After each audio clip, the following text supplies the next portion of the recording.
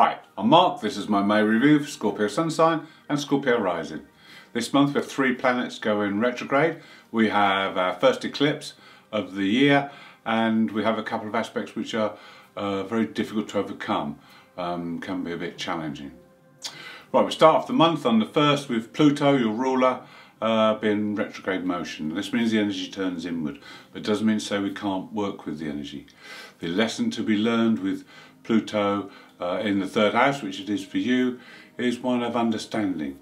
It's not to impose your will upon others, but to become aware of others through understanding and interaction with them. Also on the 1st we have Venus making a junction with the Black Moon Lilith. Now these are like twins. Venus represents the light side and the Black Moon Lilith represents the dark side. Now these are in your 7th house, so this is a time when there could be great excitement and passion in relationships. And if you're not in a relationship, this is a good time to meet someone, good time to meet new people. It's good opportunities within relationships as well. On the 2nd we have one of those aspects that are hard to handle.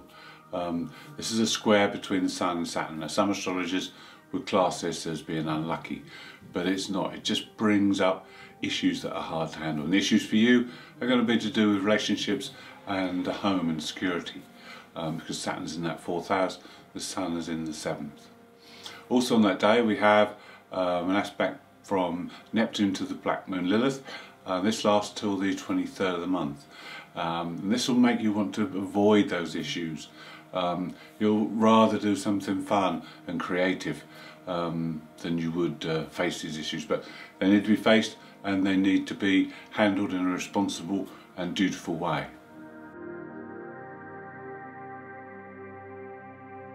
On the 3rd, Mercury makes a square to Jupiter.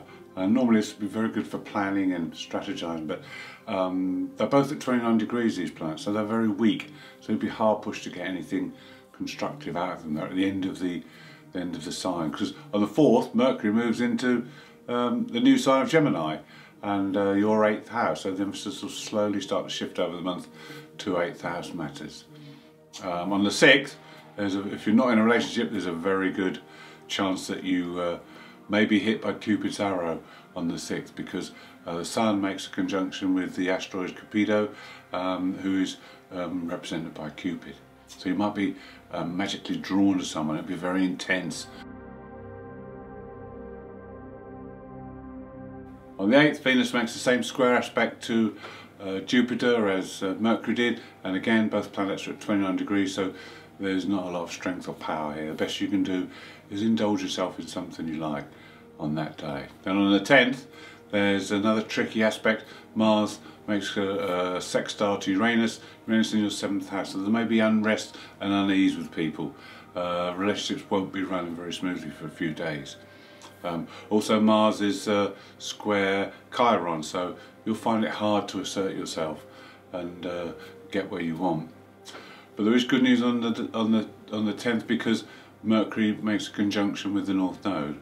Now this allows you to plan ahead, especially with finances, because it's in your 8th house. So it's a good time to budget and do forecasts for the future.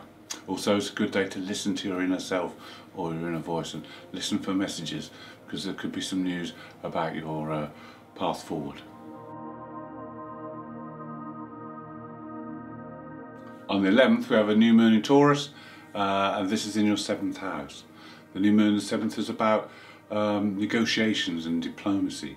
It's about bringing things out into the open and also making contacts with people who can be supportive.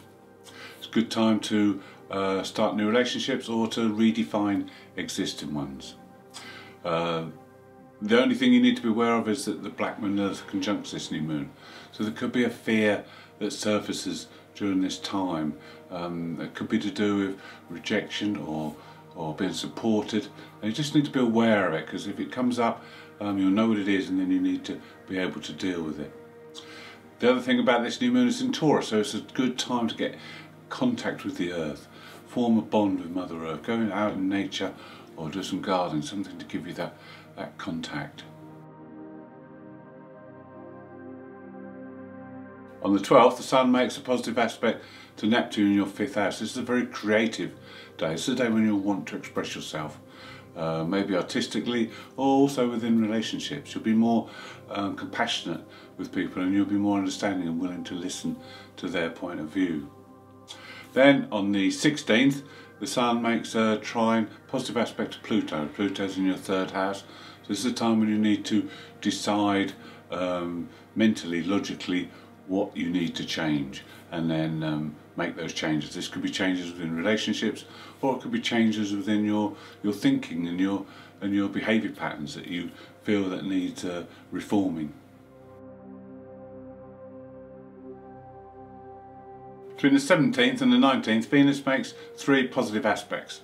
Venus is now in the sign of Gemini and in your 8th house. This is the house ruled by Scorpio. This is your house. So Venus takes on a scorpionic feel to her in this house. She becomes a little bit more shy and withdrawn, a bit more secretive, but very passionate underneath. Now, the first aspect on the 17th is to the Moon's North Node. So this could change your destiny in some way. Venus is about your desires, so it's the time to manifest your deepest desires. And also there could be money coming in from an outside source, being the conjunction is in the 8th house. And your life could be changed by a partner or a romantic connection in the future. Now, the next aspect is to Chiron. This is on the 18th, and here you'll be able to see the beauty in everything. Everything that's ugly or harsh you'll be able to see in a different light. It's also a good time to heal any past wounds relating to love. Then on the 19th, the final aspect is between Venus and Saturn, and this is a trine aspect. It's in your 4th house. It's a good time to deal with any matters around the home, any paperwork. It'll be easy to do under this circumstances. You'll become a little bit more serious, but you'll be very careful, and you'll be able to do tasks very easily. On the 21st, the Sun makes a square aspect to Jupiter. Now, we've had Mercury and Venus make the same aspect earlier in the month without much effect because they're at 29 degrees. Now the Sun has moved into Gemini and is at 0 degrees, and Jupiter has moved into Pisces and is at 0 degrees. So this is maximum strength for these planets. They have maximum effect, so this should be a good aspect if you want to harness the energies. It's great to get things done. It's great to achieve under this aspect, and it's great to set a new challenge. Also, because it's in your 5th house, Jupiter will want to have some fun. So it may just be that you want to go out, socialize and enjoy yourself. The 21st is a very creative day because we also have Mercury making a positive aspect to Neptune, who's also in that 5th house. This is when the imagination will be running wild, and it's great for anything artistic, creative. Just be careful though, because it can bring in a little bit of delusion as well. Then on the 23rd, we have our 2nd planet going retrograde. This time is Saturn, and he's in your 4th house. Now, the lesson to be learned here is to look at your day-to-day relationships and see how you express yourself and your emotions within those relationships. And it may be that you need to improve in this area or work on that area. Also, the other thing to do when Saturn is in this house is to build a constructive atmosphere in your home environment. On the 25th, we have a conjunction of Neptune and Pallas. Now, these two together can bring amazing insights and flashes of inspiration. This is great for the artistic side. It's in your 5th house again, so this is incredible for doing art and design, anything along those lines. You'll be able to see the creativity, but also you'll be able to see the form and structure of things with Pallas. It's also great for sports and games. Again, you'll be able to see the strategy in those. And also for speculation, you'll be able to understand the strategy rather than just be wildly jumping in. This is very creative, as we said, because it's in your 5th house, but there's a couple of aspects between the 26th and 29th when Venus and Mercury make square aspects to this. So there could be then a frustrating day or so when things aren't quite going right. There may be a blockage or a hold up that you'll need to overcome, but this aspect lasts until the 4th of June, so there's plenty of time to harness the energy. On the 26th we have our first eclipse of the year, and this is a total lunar eclipse in Sagittarius. Now this series of eclipses belongs to the Saras 5 North series and is renowned for bringing hunches, dreams, visions, messages through the unconscious or from the psychic realms. And you must act upon these because they're very important. The eclipse is in Sagittarius, and there's a feel of freedom with Sagittarius, to go on a quest to unearth the truth, or to just have that freedom to grow and expand. And it's in your second house, so finance is very much part of this eclipse as well. It could be that there's been a lot going on with other people's finances over the last couple of weeks, and there could have been some power struggles over things, but now it's time to focus on your own finances and your own needs and see if you can sort them out. Eclipses always conjunct the moon's nodes, and this is an excellent time to align yourself with your future path and take up your destiny. On the 29th, Mars makes a positive aspect to the Neptune-Pallas conjunction we were speaking about. And Mars will add physical strength to these two in the creative side. So if you have a project to do, this will give you the endurance and the strength to complete that. Also, it will bring a certain amount of compassion, because Mars is also in a water sign. So it will bring a certain amount of compassion and understanding of the needs of others. Then Mercury makes their third planet go in retrograde, and he's in your 8th house.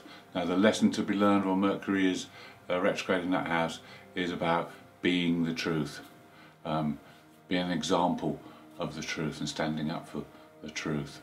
Also, it's a good time to look at groups and what groups you belong to and whether they are the right groups for you. So you just need to check that out while Mercury's retrograde. You've got 30 days to do that.